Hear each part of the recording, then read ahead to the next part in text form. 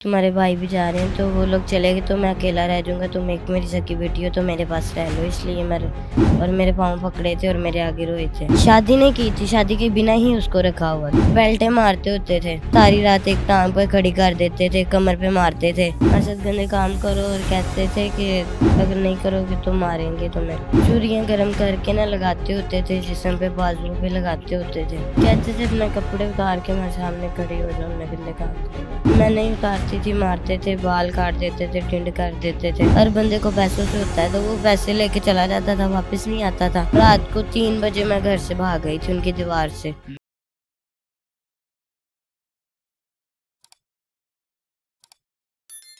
QC TV के साथ मैं हसन आपके सामने हाजिर हूं।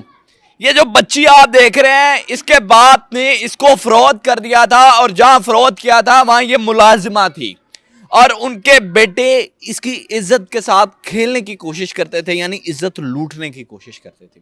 और जब इस बच्ची ने उन्हें मना किया तो बकायदा उन्होंने इसके बाल उतार दिए, इसे गंजा कर दिया और इसे तशद्दुद का निशाना बनाया। बात करते हैं सारे वाकये की हकीकत क्या है। अस्सलाम वालेकुम, क्या नाम है?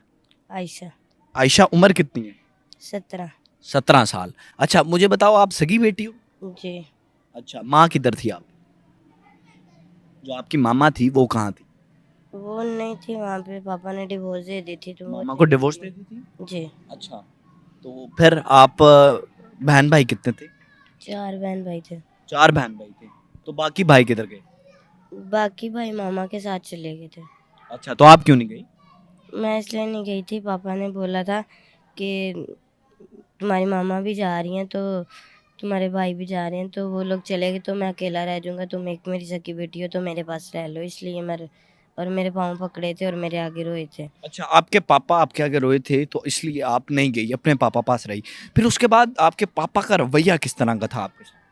थोड़े दिनों तक पापा सही रहे थे हम्म। और जब मेरी दूसरी मामा आई थी, सुतीली मामा आई थी। अच्छा, दूसरी शादी कर ली थी?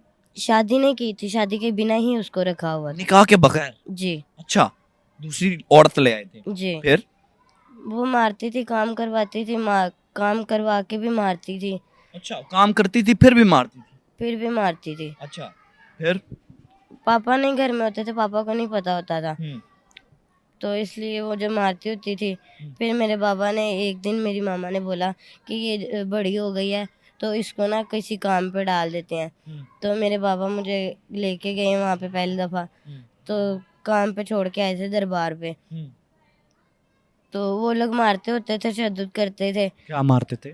बेल्टे मारते होते थे। अच्छा, आपको? जी। फिर? निशान पड़ जाते थे, किधर काफ़ी मारते मारती थे? थी। सारी रात एक टांग पर खड़ी कर देते थे, कमर पे मारते थे। क्यों खड़ी करते थे टांग पे बेटे? काम नहीं सही करती थी ना, इसलिए। छोटी थी, कभी छोटी काम किए नहीं थे? नहीं, काम नहीं मैं पहले करती थी, हम्म। इसलिए मुझे नहीं आता था काम करना। तो इसलिए वो मारते थे, तशद्दुद करते थे, कहते थे तुम्हें काम करना नहीं आता, तुम्हारे बाबा को ये पता है पैसे ले जाते हैं, तो ऐसे कहते होते थे। अच्छा, फिर? फिर उनके बेटे थे, उनके बेटे बदतमीजी करते थे। क्या बदतमीजी करते थे? खुल के सारी बात बताओ बेटे, बताओ बेटा, कोई बात नहीं। उन्होंने आपके साथ बुरा किया ना, ताकि बताओ, जो माँ बाप अपनी बेटियों को किसी के पास भेज देते हैं, उन्हें पता चले कि बाहर सलूक क्या होता है बेटियों के साथ, क्या करते थे? कहते थे हमारे साथ गंदे काम करो, कहते थे हमारे साथ गंदे काम करो और कहते थे कि अगर नहीं करोगे तो मारेंगे तुम्हें। अच्छा। अगर नहीं उनकी बात सुनती थी, मारते थे, बाल काट देते थे। अच्छा अच्छा, फिर जहाँ आप काम करती थी उनका किस तरह का सलूक था आपके साथ? उनका भी बहुत बुरा था, मारते होते थे। मारते थे? काम नहीं सही करती थी तो मारते थे, किससे मारते थे? बेल्टों के साथ मारते थे। आपको? जी। इतना तशद्दुद करते थे? जी।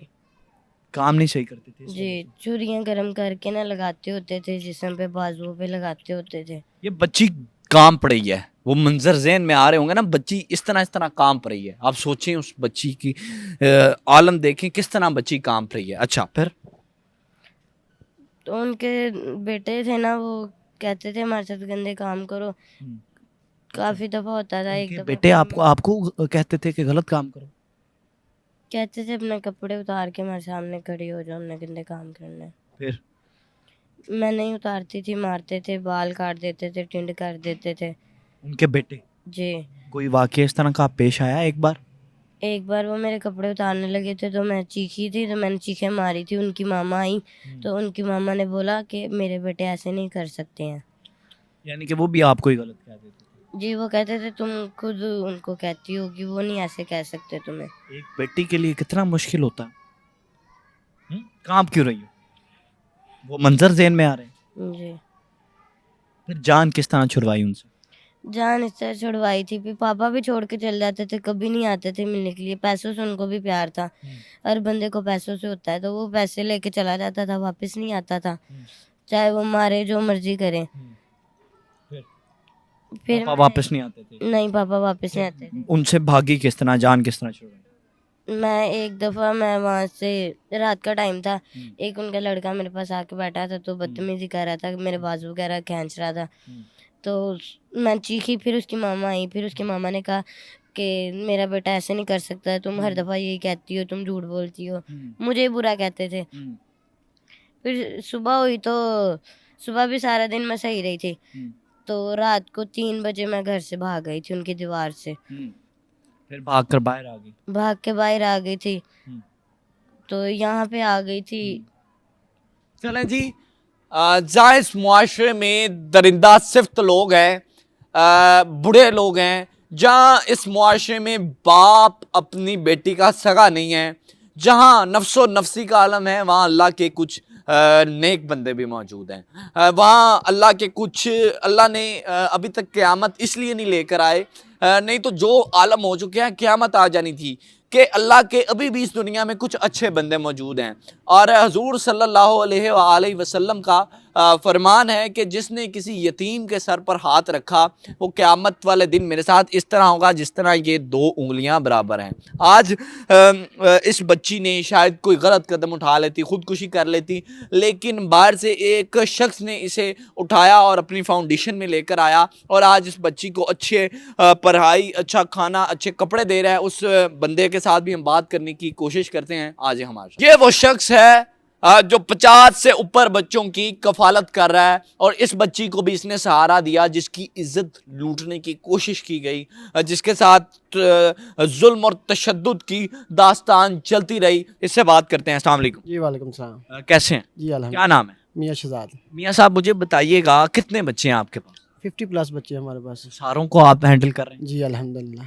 अल्लाह मुझे पाक। बताएं, अपनी पॉकेट से जी अपनी पॉकेट से। कैसे पॉसिबल हो जाता है? बस अल्लाह का करम है, अल्लाह से चाहे जो कम करवा सकता है। कोई कारोबार है? जी मेरा रेंट का काम है। यार, लोग कारोबार करते हैं और वो सेविंग करते हैं, और आप सारा इधर इन्वेस्ट कर रहे हैं। नहीं, मैं जो कमाता हूँ मैं अल्लाह की राह पे दे देता हूँ।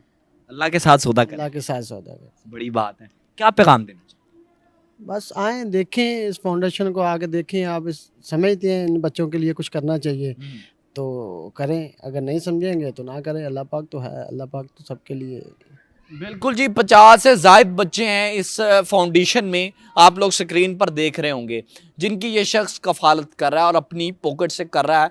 कोई इदारा सपोर्ट नहीं कर रहा, मैं आपको बताता चलूँ तो नीचे इनका नंबर भी चल रहा होगा, आप लोग विज़िट भी करें और हेल्प भी करें, क्योंकि यतीम के सर पर हाथ रखना बहुत बड़ा सवाब है, बहुत बड़ी नेकी है। अपने मेज़बान मियाँ हसन इश्तियाक को दीजिए इजाज़त। अल्लाह ने